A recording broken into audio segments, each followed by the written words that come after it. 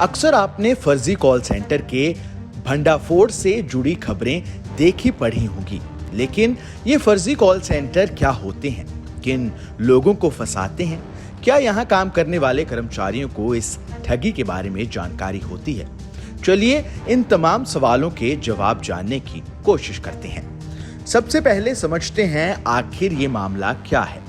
तो होता कुछ यूं है कि भारत में हजारों की संख्या में चलते हैं कॉल सेंटर। इनमें से अधिकतर कॉल सेंटर असली हैं और ये किसी ना किसी कंपनी के लिए काम करते हैं।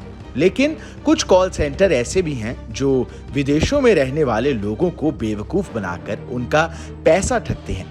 खासतौर पर अमेरिका में रहने वाले लोगों को ठगा जाता है। हजारों की संख्या में अमेरिकी एजेंसियों के पास इस तरह की शिकायतें आती हैं। इसके बाद वहां की एजेंसी भारतीय एजेंसियों को संपर्क करती है, फिर पुलिस एक्शन में आती है और ऐसे कॉल सेंटरों पर छापेमारी की कार्रवाई की जाती है। केवल दिल्ली एनसीआर में ही हर साल ऐसे कई फर्जी कॉल सेंटर पर कार्रवाई की जाती है।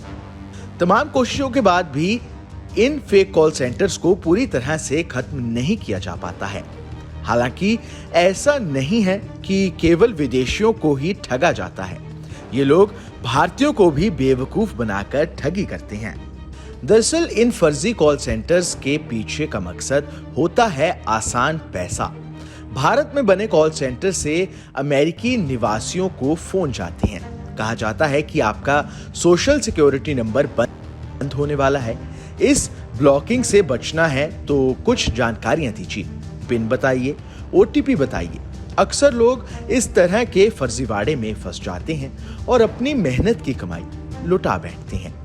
भारत में रहने वाले लोगों को कभी लॉटरी तो कभी फ्री कूपन आदि का झांसा दिया जाता है और उनके साथ भी ये ओटीपी वाला खेल किया जाता है। जब लोग इस झांसे में फंसकर लुट जाते हैं तब पुलिस के पास पहुंचते हैं। हाल फिलहाल में इस तरह की ठगी काफी बढ़ गई है।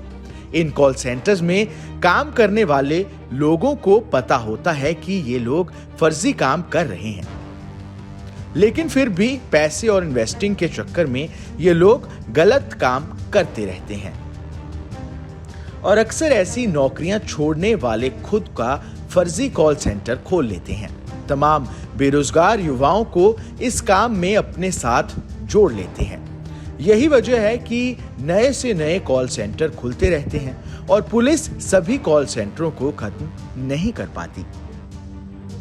अब सवाल ये है कि आखिर इन लोगों को पता कैसे चलता है कि फोन किसे करना है? आपका नाम और नंबर इन लोगों के पास कैसे पहुंचता है? जवाब है डार्क वेब के जरिए।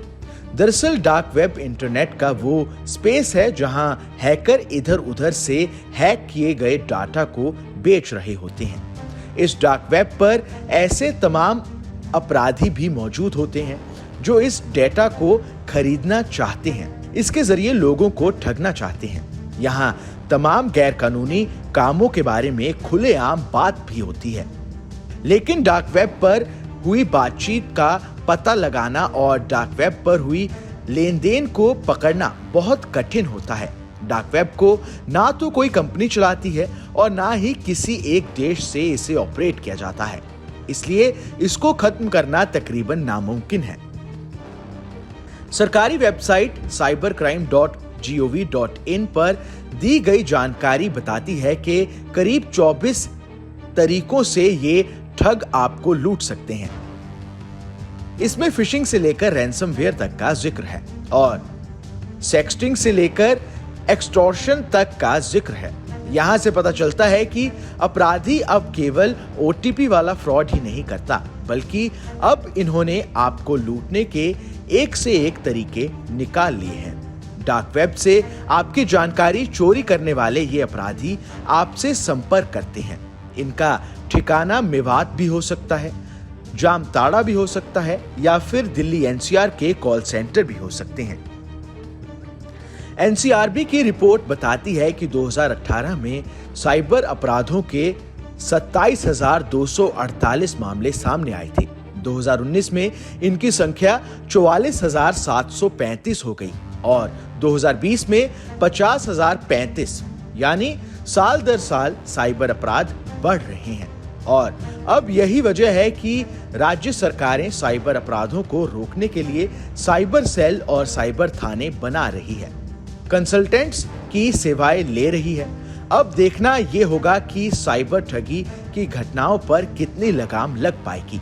लेकिन इस वीडियो के जरिए हम आपको बताना चाहते हैं कि आपको भी सतर्क रहना चाहिए।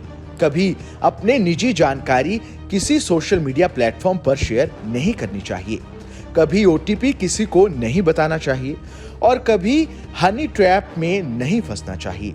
जब आपके पास ऐसा कोई फोन आए जिसमें कहा जाए कि आपकी लॉटरी लगी है या फिर आपको फ्री कूपन दिए जा रहे हैं, तो थोड़ा सोचिए कि आपने तो कोई लॉटरी खरीदी ही नहीं और ये भी कि कोई किसी को फ्री में कुछ क्यों देगा।